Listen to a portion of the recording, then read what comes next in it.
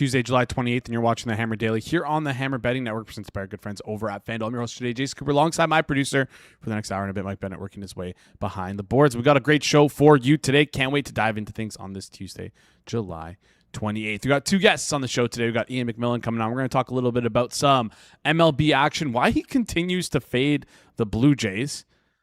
Oof, is all hope really lost there? Going to talk some MLB trade deadline, plus some NFL stuff, including Falcons QB battle. I want to know his thoughts on Kevin Stefanski, if he's happy or not. Some NFL futures, and then finally some Rocket Mortgage bets. Got some golf bets coming. We got more golf bets coming tomorrow as well with Golden Pants. After that, we got Kirk Evans coming on. We're going to talk the WNBA, excuse me. But we're also going to talk some NBA as well. I want to just know his thoughts on the LeBron stuff because, we know, like, we care about Kirk's opinion here on the show. He's a pretty smart guy. He knows his basketball.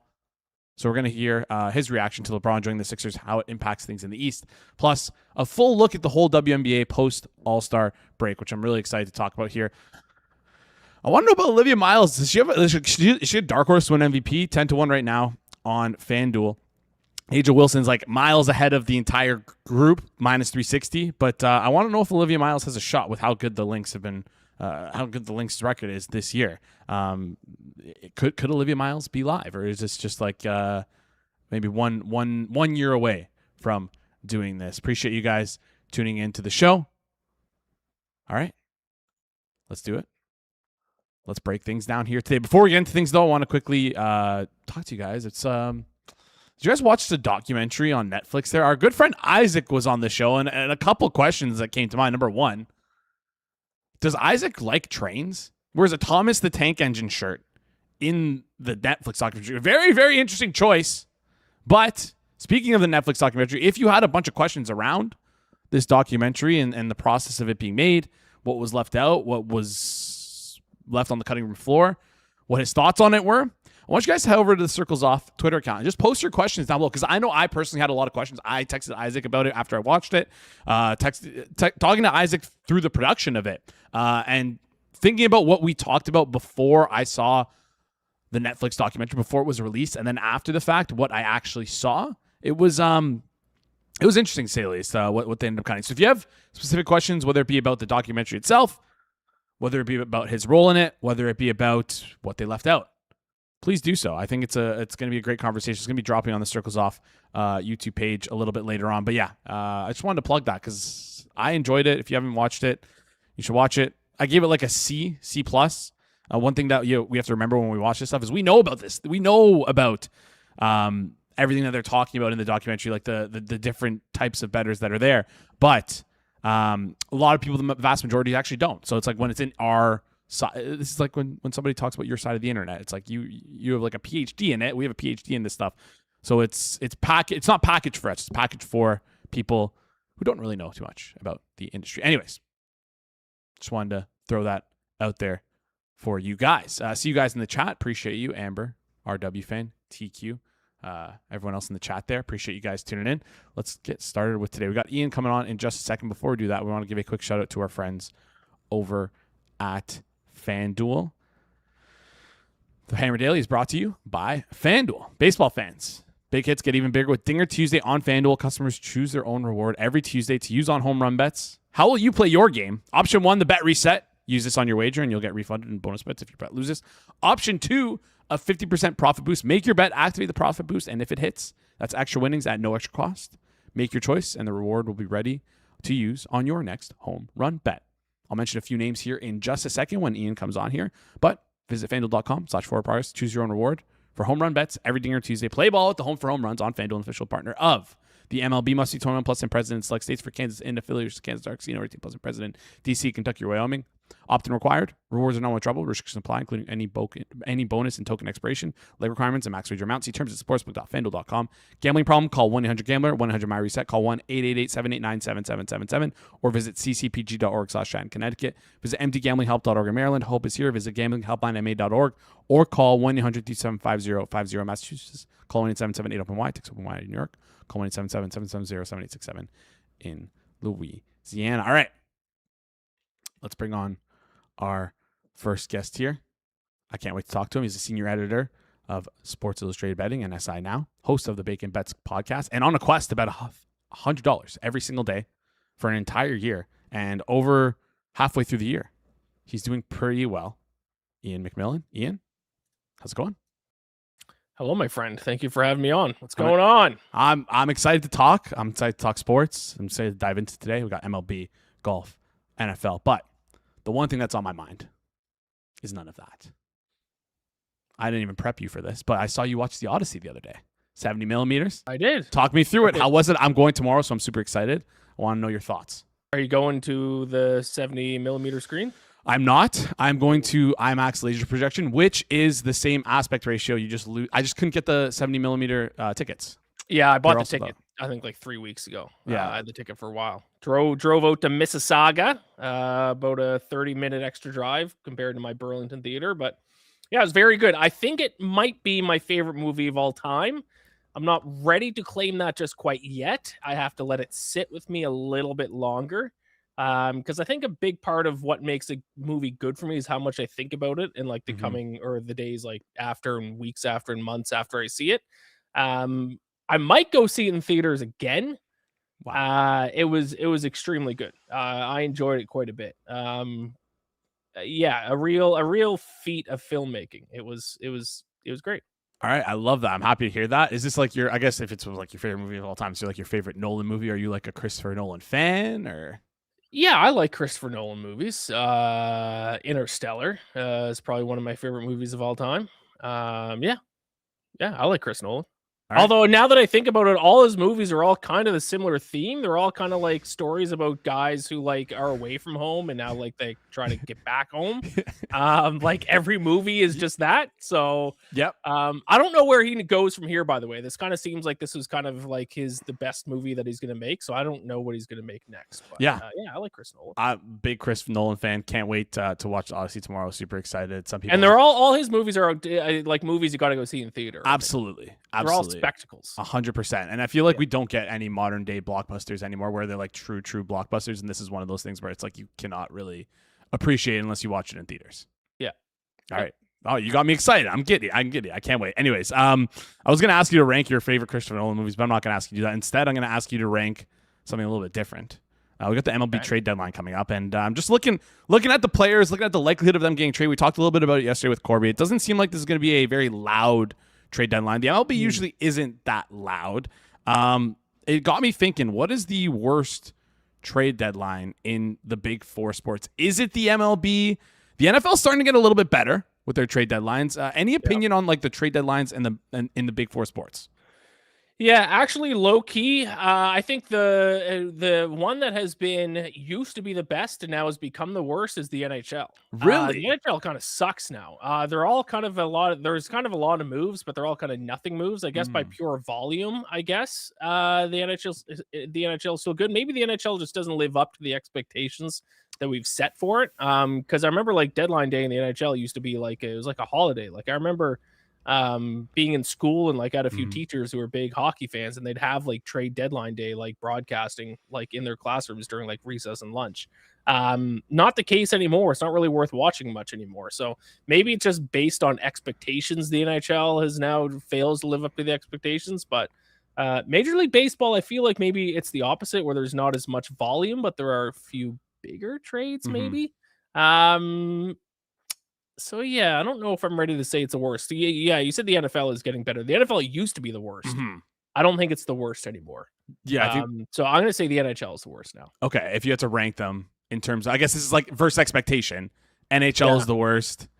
Second, so best NBA, second NFL, 3 MLB, 4 NHL. Okay. Wow. That's shocking. And I think the NHL stuff has to do with like, feels like the big moves are just happening earlier, which makes more sense. It's like, let's not wait until like the final hour and then a trade doesn't go through. Like maybe if you want to trade like Matthew Nyes and it doesn't go through, then right. Yeah. So you're late by 1 minute trying to do a Matthew Nyes trade. Yes.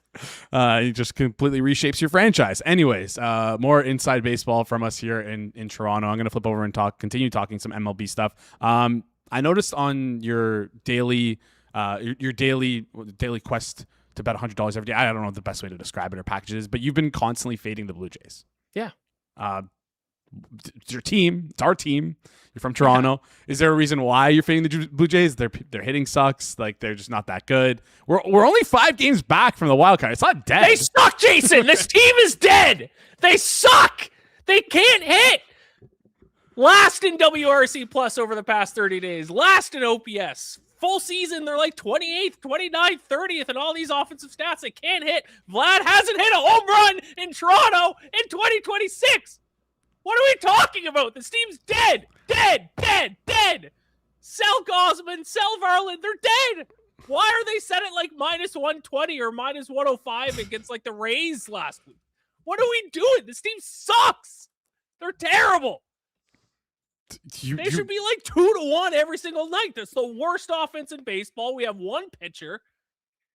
Any game we're winning and they bring in Jeff Hoffman, he blows it. Why is he on a major league roster still at this point? This team sucks. They're dead. Last year was our chance. It was our chance and we blew it. We were 2 outs away. It's a perfect season from start to finish. We were 2 outs away and they blew it. They're dead. They're not going on a run. They're not making the playoffs. Sell everyone. They're dead. Bet against them every night. I've been doing it. I've been making good money doing it. All right. I'm going to have to do that moving forward then. Right now, minus 142 on FanDuel. Shop around because there's better prices out there. There's like a 130, 135. Yeah, we really do suck. I went to go watch them on Tuesday. I will say the good part about them sucking is it's not way easier to get tickets. At the beginning of the year, it was impossible to get tickets, but now at least we can go to games. Yeah, I'm going to a game, I think, week and a half away. My mom's coming to visit and she wants to go to a game, so I have to. You're just like, okay, fine, we'll go. I don't want to go, but we'll go. No, I don't. I don't want to go. We'll jump on the go train and go. But yeah, I guess the ticket's going to be cheaper. I haven't looked at tickets yet, but they got to be cheaper than what they were earlier in the season. Right? Oh, they definitely are. They definitely are. Anything else? I mean, I'm assuming you like the Blue Jays, or sorry, you like the Nats today against the Blue Jays. I did bet the Nationals today. I didn't put them in my daily challenge because I put all 100 on the Nationals last night, and they, of course, that's the game that Blue Jays won. Yeah, I got Red Sox today. I think Red Sox, you kind of want to bet on them when they're taking on left-handed pitchers, and they're taking on a lefty today on the road against the Athletics. Athletics also have this game's the best bullpen in baseball against the worst bullpen in baseball, so I like the Red Sox if you don't mind laying like a minus 144 price. Anthony Kay over 4.5 strikeouts against the Yankees. The Yankees have been just striking out all over the place the past month. And I also got the Twins team total over 4.5 against the Royals. All right. Finally, before we move off of some MLB stuff, do you have a little home run bet for us today? I got one for us in the pocket here, but for the daily dingers, I always like to ask the guest if you have one. Just I kind of said to it like 3 minutes before the show started. I was like, oh shit, I gotta ask if you have a home run in your pocket. If not, I can rip one off quickly here. I don't have one off the top of my head, but I bet you I can find one really quick. So why don't you give out a ding dong bing bong, and I'll find one myself. All right, I'm gonna take Kevin McGonigal plus 440 at FanDuel. I'm gonna use the 50% profit boost that FanDuel gives us. So we're gonna be taking McGonigal against Dean Creamer, fading Dean Creamer. Anyways, okay. I want to bet on someone on the Marlins because Aaron Nola's been giving up home runs all over the place this season. But what happened to my boy from Burlington? What happened to the pride of Burlington? Owen Casey. Is he hurt? I don't know. Owen Casey. It's not on the list here. All right, let's go. Heriberto Hernandez of the Marlins to hit home run plus 480 at FanDuel against the Phillies. There we go. Perfect stuff. Plus 480. FanDuel 2 home run bets for you to use your profit boost tokens on for Dinger Tuesday. Still recovering, still reeling from what you said about the Blue Jays here. Listen, obviously the hope is gone, but I isn't it like part of like being in Toronto, like hoping and then getting your dreams crushed? No, that's the process. That's like what we're used to. The process is acceptance at this point that there is no hope. Okay. And I went through this with the 28-3 Super Bowl with the Falcons. It's the sooner you accept that last year was our chance and it's not going to happen again for another 2 decades, the easier it'll be. Because right now, Blue Jays fans, they still think I know exactly what Blue Jays fans are thinking right now. They're thinking, oh, this year everything went wrong. We had the injuries. Everyone's having a career worst year. Don't worry, we'll come back next year. It'll be a fresh season. We'll be contender again. It's not going to happen. Last year, everything went as good as it possibly could have gone. We couldn't get the job done with 2 outs left in Game 7 of the World Series. This team is not a World Series contender. They won't. They aren't this year. They won't be next year, and they won't be the year after. So just accept that. It hurts. Rip the Band-Aid off. Last year was our chance. We'll see you again in 2 decades. It's all right. We got a glimmer of hope in the Leafs and Gavin McKenna. Speaking of no hope in Toronto. There's no hope for my Falcons. There's no hope for the Blue Jays. I'm shocked. Canada will lose the next Olympic gold in hockey again. We're gonna become the 51st state. Dead. It's all gone. All right. I actually want to ask you about the Falcons because I was a fan of the Kevin Stefanski hire, and I thought that maybe it was like a little small stock up for the Falcons, and then you go with like the whole offseason with was it James Pierce and the whatever he did. Anyways, yeah, I think he's playing. I was gonna say like now it turns out he might play. Talk me through like do you have any optimism for this Falcons team that's like currently rated in terms of win totals like one of the lower end teams in the league? Do you think there's like a little bit of optimism that this team can flirt with the playoffs, maybe flirt with the division? Yeah, with how bad the division has been, especially the Buccaneers are kind of going through it right now. It's certainly wide open for them. I like Kevin Stefanski. Where my concern lies is with Tommy Rees, the offensive coordinator, who he brought over with him from Cleveland, which is a little bit of a baffling move because it's not like the Browns have had a good offense in the Tommy Rees era. So, yeah, I like Stefanski. As a history of kind of getting the most out of his roster, and this is by far the best roster he's ever coached. I like that the Falcons kept Jeff Ulbrich at defensive coordinator. Their pass rush was amazing last year. So my concern and what could cost us is going to be Tommy Rees as the offensive coordinator. All right, Tommy Rees. Okay, well, I will say with Stefanski at the very least, like you mentioned, like the talent that he had last year on offense is like pretty awful, and they were able to make things work, right? Like it wasn't a great offense, but their quarterbacks were among like maybe the worst backups in the league if you were to put them on other teams. And I mean, not saying the Falcons have that great of quarterback situation right now, but it's probably a little bit better than what the Browns were dealing with last year. Plus their offensive line was awful, and their receivers, running backs, not very good. Anyways, speaking of the quarterback battle though. Do you have an opinion? Do you have a horse in the race here between Tua and Penix? Do you have a guy you prefer over the other? Talk me through this. Yeah, Tua's going to start because just from an optics perspective, you can start Tua and then you can say, oh, Penix still needs time to get healthy, needs time to learn a little bit. If you start with Penix and then bench him, like the Penix experiment is over. So it's like you have one more benching left of Penix, so you may as well let him sit behind to maybe learn a little bit, get healthier with his knee, get him some more reps in practice. So Tua's going to start. It's funny. Both quarterbacks are very, in my opinion, actually, they have a high ceiling. People forget Tua led the league in passing 2 years ago. Yeah. But everyone's writing him off like he's an absolute bum. Last year was not good. I think, was it 2 years ago or 3 years ago that he led the league in passing yards? It wasn't that long ago. I feel like it was 3 years ago, but again, the criticism, not criticism, what's the word to say? It's just the concussion issue. I think people are holding on to where it's like maybe that messed up with him. Injuries, injury issue could not be good, but I mean, Tua has shown that he can be one of the better quarterbacks in the NFL. So if he can return to that in a new system and a running back he can lean on, I think the ceiling could be high for Tua. For Penix, I'm still a Penix believer because he has all the what I think are intangibles where he looks really good in the pocket. He has pocket presence. He's been clutch late in games a lot. His number one weakness is his accuracy. He just can't hit the broadside of a barn, which is, of course, important as a quarterback. Worst completion percentage over expected. I guess for him to be completion percentage under expected last year. Now I was hoping during the season last year that if he had a full off season, he could fix his accuracy, but then his knee blew up. So he didn't exactly have an off season to improve his accuracy, but that's kind of the one thing. And I think out of all the quarterback traits, the one that can be fixed or improved on the most is accuracy. Outside of maybe vision. Okay. So I still have faith in Penix. Okay. I like it. I think the faith is there I think you have a shot with both quarterbacks, and with the eject button if something goes wrong with the first one. There's like a baked in like lifeline maybe. And if both Penix to quarterbacks step get hurt, which is possible, then we can turn to who's our third string quarterback? Oh, Trevor Siemian. Siemian. Okay. He might be the best one in that bunch, though. No, I'm kidding. Oh, stop. Ecole in the chat really likes the Falcons to win their division here. We talked a little bit about this on FanDuel. They're plus 310 right now on FanDuel. You can find a better price out there, but if you want to have some fun with it, you can parlay the Saints, Bucks, and the Falcons have more wins than the Panthers, Bucks, and Saints and get plus 364. It's just, I mean, maybe not with this division though, because there's like, I feel like of all the divisions, this is the one most likely to have a tie at the end of end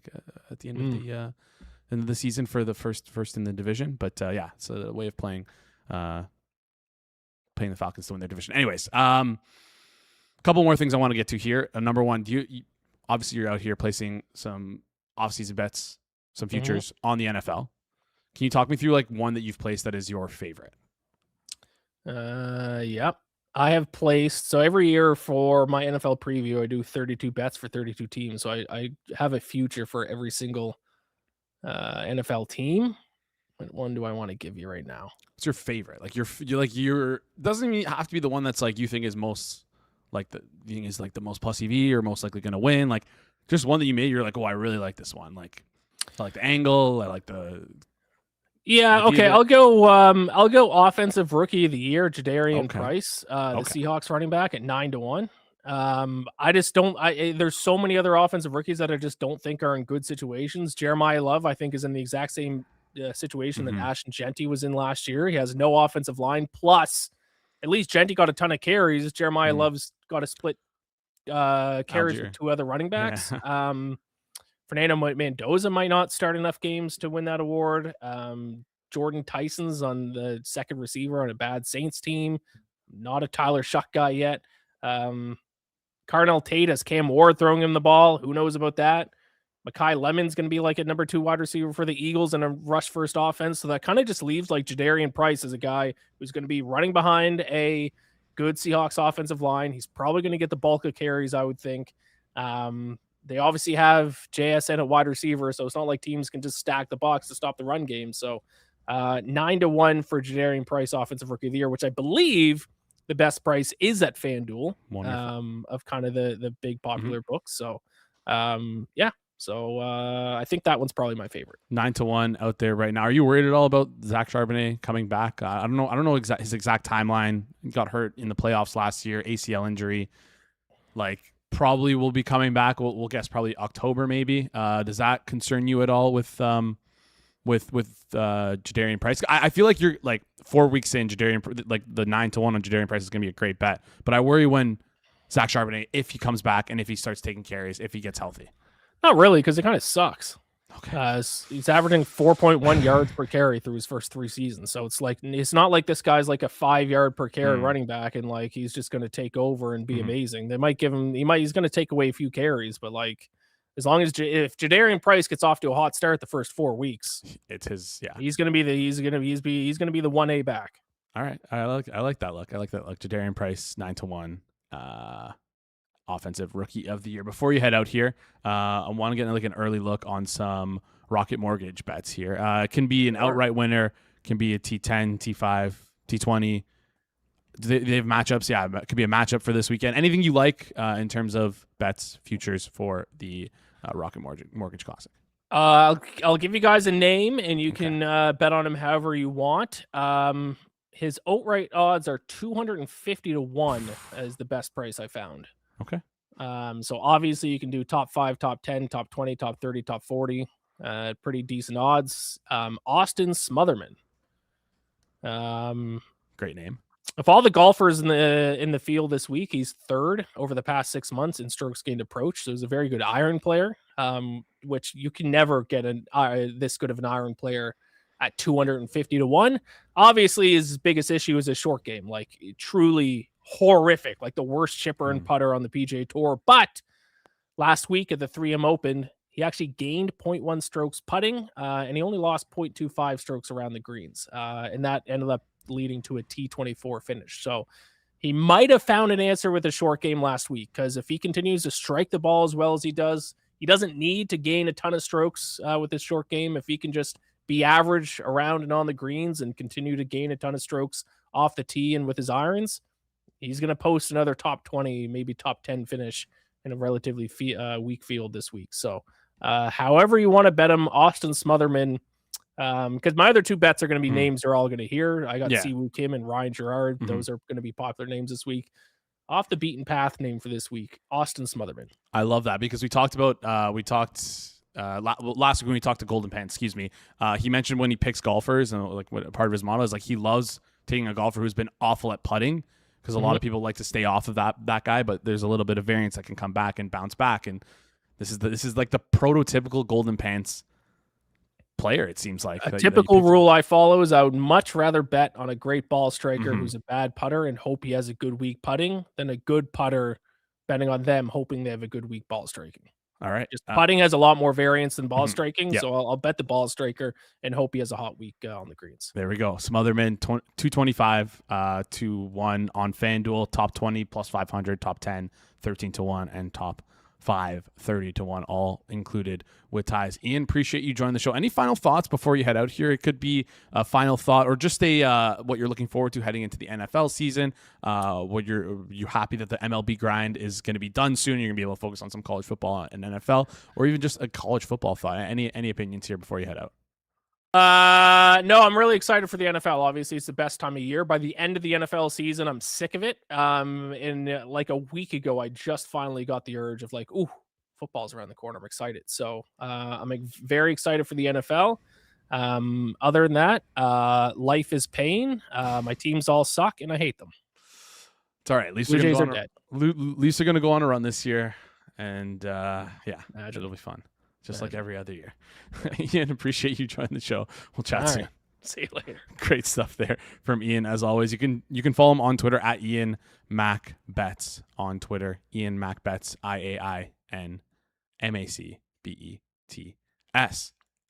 Appreciate you guys tuning in today. Do us a favor, halfway through the show, smash the like button, goes a long way.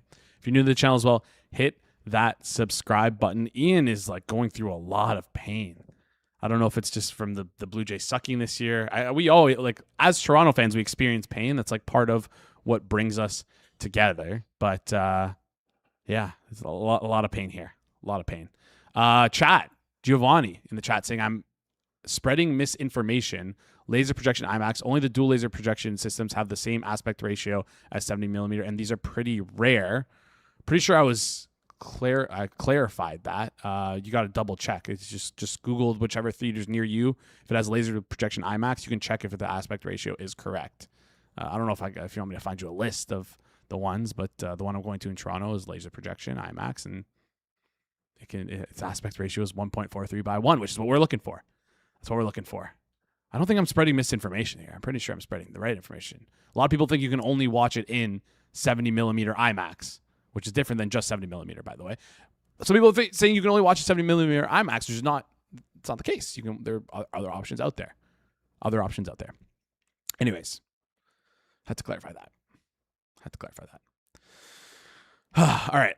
Before we get into things, before we bring on Kirk Evans, we're going to bring him on here in just a second. We're going to be talking some WNBA and some, I guess not initial reactions, but just the reaction to the LeBron James stuff. I'm curious to hear his landscape of the East, where he sees things, how that affects the Raptors, as we are from Toronto, and let's keep it Toronto-centric here. We're also going to talk some WNBA stuff as well. We got the Lynx creeping into, there's like 18 games left. They're creeping into, I don't want to say like OKC territory, but plus 105 with like to win the WNBA title with like 15, 16, 7, I don't know exactly how many games they have, but around 16, 17 games left in the season. Are we like getting a little bit too over our skis with this Lynx team? I know the Lynx team is really good, but like the way that the playoff format is set up in the WNBA, where it's best of 3, best of 5, best of 7, it opens up variance in these first couple of rounds. And yeah, maybe I'm looking at it incorrectly, and I can't wait to talk to Kirk about that. But that's something that's like been what I've been thinking about when thinking WNBA. It's like the Lynx are plus 105. The Aces are a great team, 4-1. Liberty 7.5 to 1. the playoff format is just something that is sticking out in my mind when I see the links at plus 105. I'm like, ugh, is that too short? Maybe is that too short? Anyways, before we get Kirk on the show, before we bring him on, who looks like he's got a great tan, must have been outside all weekend. If you're serious about betting props, the hard part is not finding an edge; it's scaling it. BetStamp Pro is built to grow your volume and your ROI. Every player prop and alternate line across 200 plus sportsbooks on one screen in real time, priced against BetStamp's True Line, a proprietary model weighted per market and prop type, bias corrected, producing the most efficient, sharpest prop pricing in the industry. Catch off-market props the second they appear across more markets and more outlines than anywhere else, so you can get more money down at a bigger edge more often. Scan the QR code on screen or use the link in the description to apply. That's betstamp.com/hammer. All right. Matt in the chat talking about the links, got them at plus 550, and I'm honestly tempted to cash out for 3x my stake. I don't know about that. Maybe we'll lead with that when we bring on Kirk here. Anyways, let's bring him on up. You know him.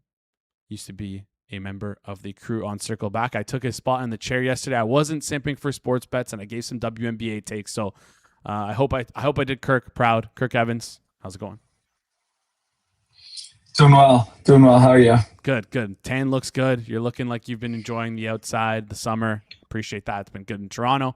I mentioned Circle Back right off the top. I know you didn't really get a chance to tune in yesterday. You're going to watch later today. But I talked about the WNBA, and we were talking about the All-Star game. I'm sure you were aware of what I'm sure you were keeping up with this stuff. Actually, I don't even know if you were, because I remember you saying you weren't by a screen on Saturday, but the WNBA got rid of the 4-point line in the All-Star game. Not many people knew about it. We saw some crazy market movements happening across books. FanDuel moved down, total jumped down by 10 points, which is pretty crazy to see, completely off market compared to everyone else. No one really knew why. FanDuel obviously knew something. So I don't know if it was just they were aware they didn't see the 4-point line. Anyways, long story short, players were pissed about it. Players weren't happy. And I said, the WNBA, there's no one who hates the WNBA more than they hate themselves.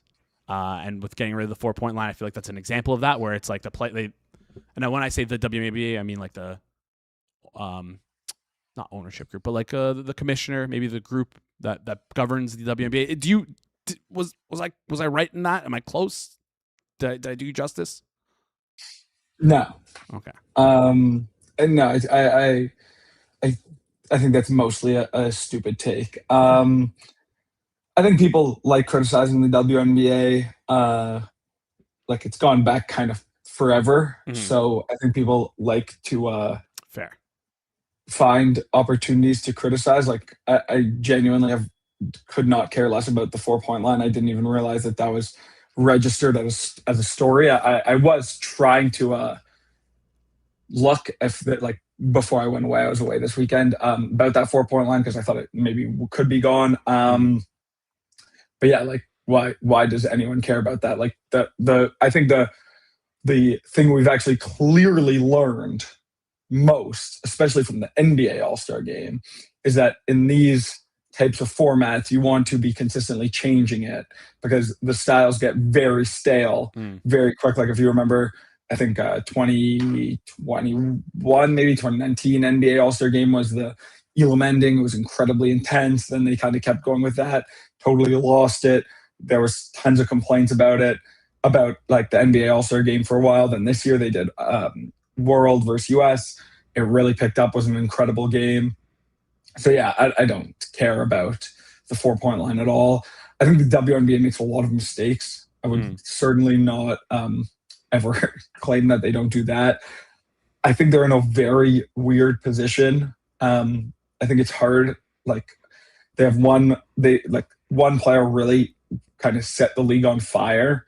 Then they grew an incredible amount. The CBA was 7x bigger. Like the salary cap was 7x bigger this year than it was in prior years.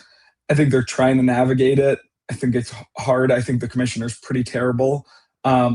And she'll probably be done by the end of this year. But like, I think the WNBA, like, I think I tweeted this recently about Caitlin Clark and Angel Reese, but I think it's kind of more true about everything. It's like, if you don't follow WNBA, at least as like a decently casual fan, and you have opinions about it, you like, this is going to sound insane, but I truly believe it's true. It's true. Like, you have been infiltrated by like foreign governments. That's why you think that. Like, these are bots on Twitter who are meant to cause division within our society. Like, no one actually cares, and you don't actually care. You've been told to care, and it's like you don't. If you don't watch, why do you care if Angel Reese is better than Caitlin Clark?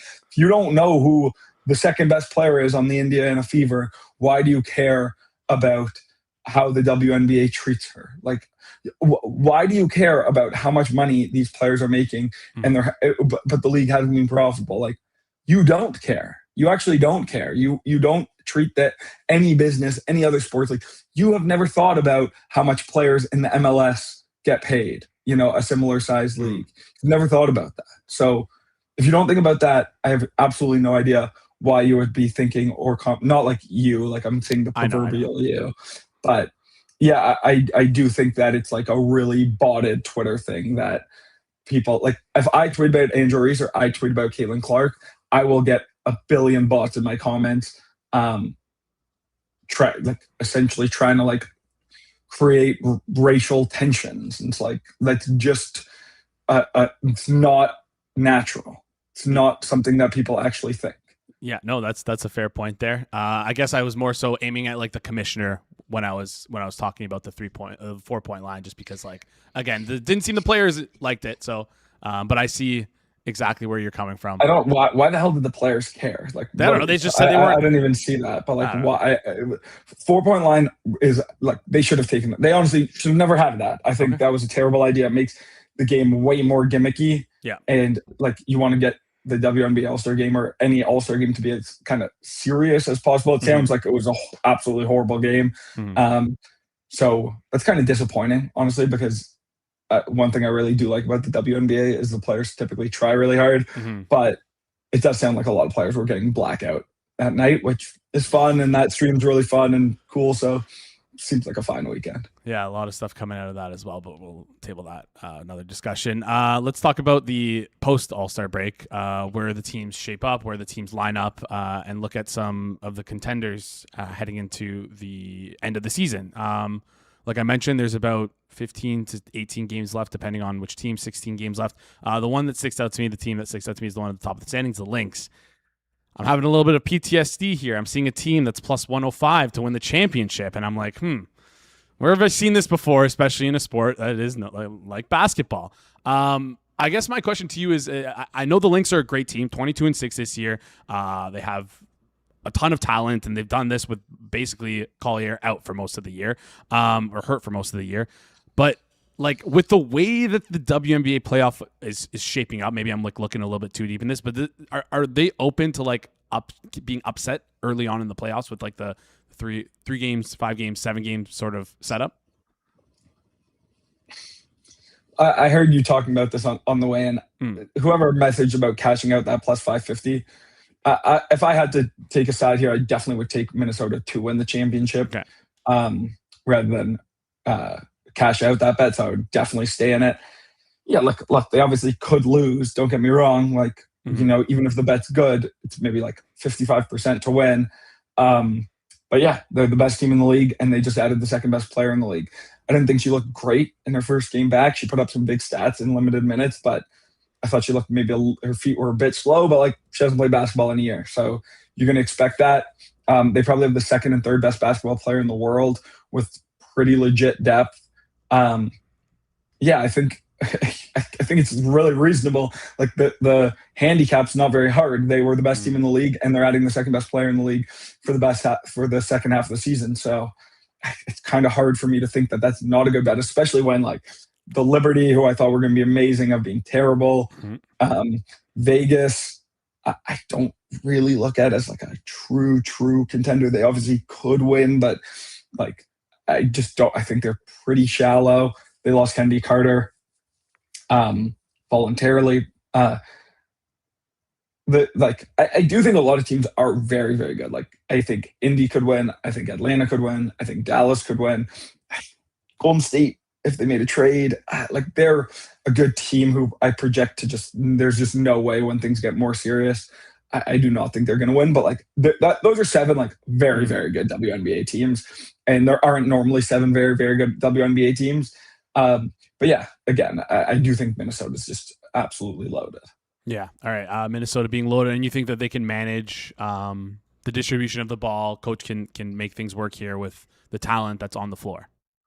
Yeah, for sure. Like Miles can easily scale down and become more of a passer. She's just so relentless at getting to the basket, so she'll be totally fine. Fee also like is very much she's a high usage player, but she's not so ball dominant, and also like easily has the personality who'd be willing to scale down. Kayla McBride has scaled down plenty in her career. Courtney Williams has scaled down this year. So like Natasha Howard is gonna her usage is gonna fall pretty dramatically here as well. They've also added like Dorka Juhas midseason because she was hurt. Nia Coffey's been solid. So like they kind of came into the year with 5 players who were playing. Now they have a 7-8 player rotation. So yeah, I think for a team with this much talent, it actually fits very, very well together. All right. Lynx 105. Yeah.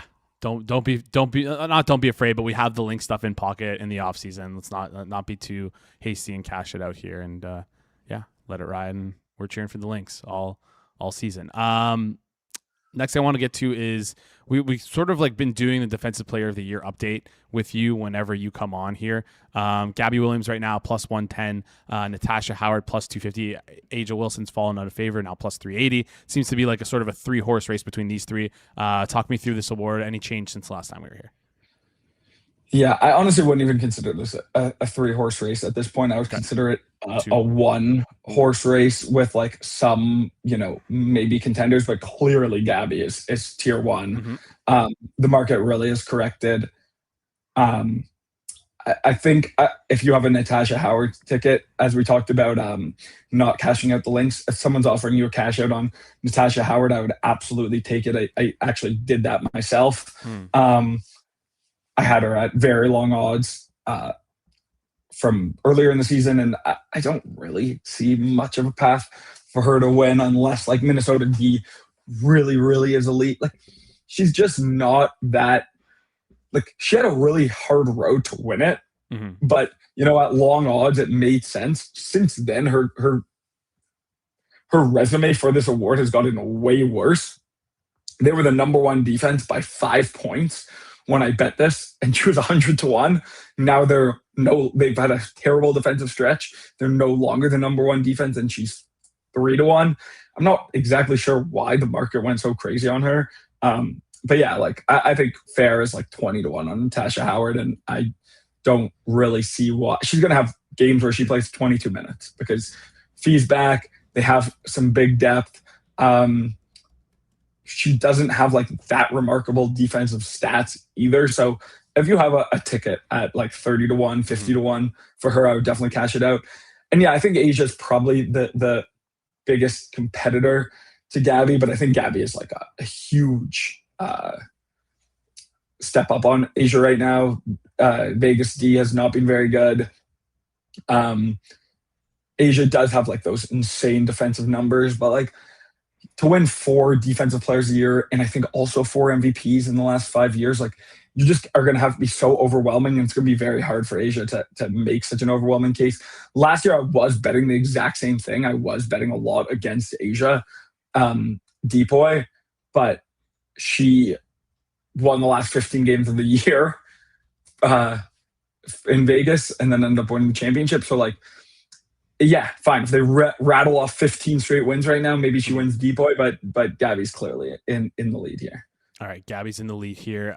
Cold in the chat saying I can't cash out, but I think Asia plus 380 is good. Flying in the face of what you're saying here, Kirk. He also mentioned. Like I think Asia. I think Gabby is like 65% to win. Asia maybe 20%. Howard 5%, and then the rest of everyone is like within that 10%. Like Shakira Austin, maybe if New York really turns it around. Atlanta, if they have a big second half, Ryan Howard definitely could win as well. Angel probably holds like 0.5% to 1% as well. So that's kind of where I'd be at. All right. Ecolt also saying could be a possibility that she plays less minutes now with Nafisa Collier. And I think he said that she played less minutes, I think, in fees. Yeah, that's what I was saying. She's going to have games where she plays way less minutes. Another word I want to sticking with the links here. Olivia Miles, is she live at all to win MVP? Currently 10-1 right now. But I guess with Nafisa Collier back might be harder for her, like you said, where she downgrades her usage and sort of spreads the ball a little bit more. But I want to flip this into a question more. So is Asia Wilson like deserving favorite at -360? Should it be a little bit shorter than that? Is that like, or it's just her award? No, it's like a free bingo square. Mm-hmm. Like unless she gets hurt, yeah, Asia's winning this award. Okay. Like maybe if they went like, I don't know how many games they have left, like 16. If they went like 3-13 or something, maybe she loses this. But like her stats are just otherworldly. She's the best player in the world. They're a good team. She's going to win this award. Yeah, if that's going to happen, you're just better off fading them every single game. Then you're going to make more doing that than trying to pick who would win if she's not winning the award. We got a couple games here today. Sun, Mystic, Tempo, Lynx, Fever, Storm, Liberty, Sparks, Fire, Aces. Anything you like in any of these games? Yeah, I have 2 props. All right, lay it on me. First one in the Tempo Minnesota game. Let me just confirm that this actually exists quickly, because it's on unabated, but sometimes FanDuel is weird like that. Or unabated is weird like that. Is weird like that. Yes, there you go. Sorry. No, you're good. You're like definition company man, so you're all good. Appreciate the catch there. Let's check it out. Okay, no, this one actually isn't up. That is wrong. Okay, so then I'll just give this. It's actually a player we were just talking about in the Vegas game. Okay. Asia Wilson under 27.5 points, -128. Mm-hmm. She's obviously, totally insane. And the fact that she has a prop line for 27.5 points is one of the higher prop totals I've ever seen in my life. Yeah. It's just a bit too high. Mm-hmm. It is a good matchup, but I think that coming out of the All-Star break, Vegas has a really gnarly schedule coming up. They're 12-point favorites. They're going to try limiting Asia's minutes. Not that like she's on a minute limit by any means, but like I don't think she's like if they can play her 27 minutes in a 20-point blowout, I think they would absolutely love to do that. And 27 is it's hard to score 27.5 points in a 40-point game, in a 40-minute game. So no, that's what I got. That makes perfect sense there. Spread in the game, like you mentioned, is like pretty wide, 12.5 there. Because I like to SGP and because I like to click around, would you like be pairing this with like a first half Aces spread, assuming that if they get out early, it's like she's probably not going to play as many minutes? Is there like an angle you'd look at? Yeah, I don't mind that at all. Half full game or even halftime spread as the SGP. You actually typically get some like negative correlation there. Okay. I think these spots that's definitely a nice angle to take for sure. Yeah, first half -7.5, -108 in the Aces, plus Asia Wilson under 27.5 plus 203. Available on FanDuel as well. You know me, I like to get creative with things, even though it might not be the best bets, but you seem like you're giving it a decent thumbs up there in terms of price. I like that. All right, beautiful. I love it. I like when you say that you like that. It makes me feel validated. Thank you, Kirk. Before we head out here, I want to ask you a couple questions about LeBron to the Sixers and just sort of the impact overall on the East. And the first place to start is like, did you expect him to go to the Sixers when you were thinking about this before he signed? Did you have like an inkling on where you feel like he might go, whether it be the Heat, the Cavs? Was the Sixers ever front of mind for you? No, I definitely did not think he was going to go to the Sixers. I did take a little Golden State at a point in the process, but like for the last 2 weeks of the process, I truly had absolutely no idea where he was going. Yeah, so look, he did an insanely good job keeping it a secret. No one really knew. Pretty much every team, or at least the top 3, all schemed out to be favorites. And then he didn't go to any of those. So he did a great job keeping it a secret. He made it very dramatic in patented LeBron fashion. yeah, no, I definitely did not anticipate that. All right. Talk me through how the Sixers are going to like gel on the court. We saw them jump up to be second in the East to win the East in the NBA here, plus 360 right now, just behind the Knicks, plus 330. Is this deserved? Like we talked a little bit again, like I mentioned earlier in the show, talked a little bit about it on Circle Back. Like such a massive jump for them to get, like when they got LeBron. Is he really worth that much? Like what was going on with the futures markets when he signed? Yeah, like the futures markets are not exactly just like super reflective.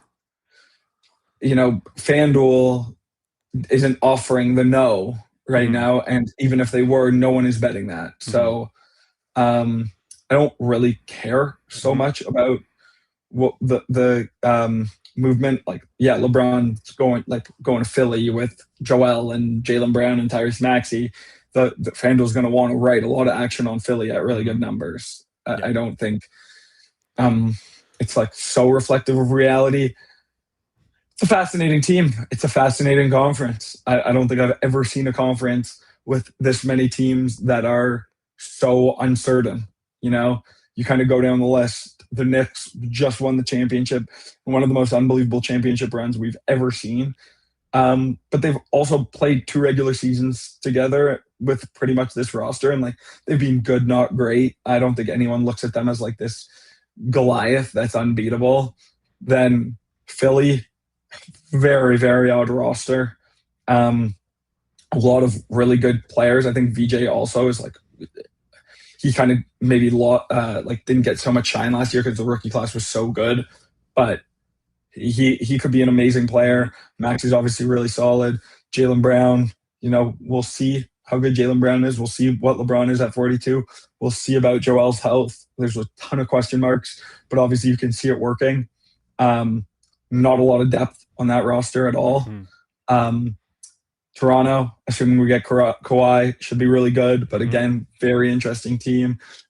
Indy, now with Halliburton back, Zubac, then there's Detroit, then there's Cleveland. You know, it's Boston still like right up there. So it's going to be an awesome conference. I think, you know, I could be talked into any of those teams. I could be talked out any of those teams. I haven't really come to a conclusion as to like, this is the team I'm really high on, this is the team I'm really low on.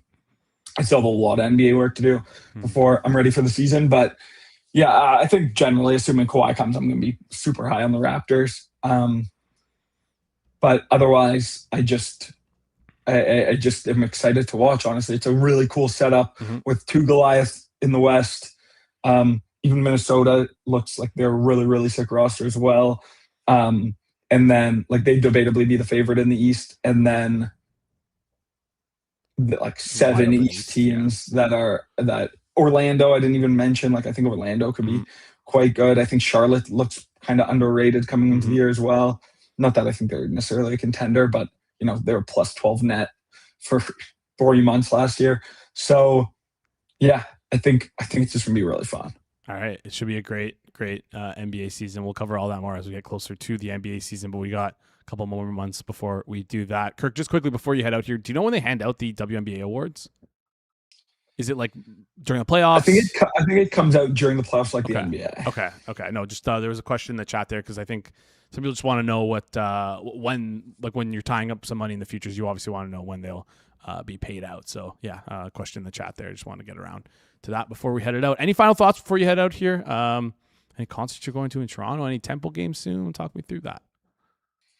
I'm going to Tempo Thursday against Minnesota. No, I went to Noah Khan a few weeks ago. Did you defecate yourself like that other fan did or no? This is like so inside joke. Like if you don't know are on Noah Khan Twitter, then you know that. But no, that was not me. But he did bring it up at the concert. But that wasn't in Toronto. I think that was in like Philly. Yeah, I think it was or Portland maybe. I don't know. I don't know why Portland. This is C with the P, so maybe it is Philly. I think it was Philly. Okay. But yeah, no, that's all I got for you. All right. I appreciate you joining the show. Appreciate sharing that. Quick shout out to Angel Wilson under 27.5 points on FanDuel, minus 128. Pair it however you like. Kirk, appreciate you joining the show. We'll chat soon. Later. Appreciate that. I love the little later he gives at the end. It's a good little sign off he's got. It's a good little sign if he's got. Anyways, appreciate you guys tuning in. Do us a favor before you head out. Smash the like button. Goes a long way here on the channel. If you're new to the channel as well, hit that subscribe button. If you think there's 0 likes on it, refresh, and there's probably likes on it now, but that's still not enough. However many there are, not enough likes. Let's get those likes up all the way. If you're listening on audio form, do us a favor, please rate and review 5 stars. Quick reminder, head over to Twitter, Circles Off HQ. Go respond to that tweet. Ask any question you want for Isaac, because I'm curious. I love watching the content that Isaac puts out. I think he's really great at what he does. Very smart guy, and he likes trains. So how can you not love the guy? Make sure you check that out on Twitter. You can ask any question you have for that. I think that's it. I don't think there's anything else. Tomorrow we got Golden Pants on to talk some more golf stuff. Yeah, that's it. That wraps up today's show. Appreciate you guys tuning in. Let's see what else we got here. Shout out to everyone in the chat.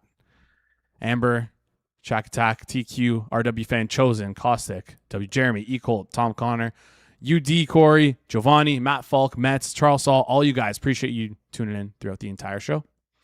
And that's it. That wraps up today's show. This has been the Tuesday, July 28th edition of the Hammer Daily here on the Hammer Betting Network, presented by our good friends over at FanDuel. We'll see you guys right here tomorrow.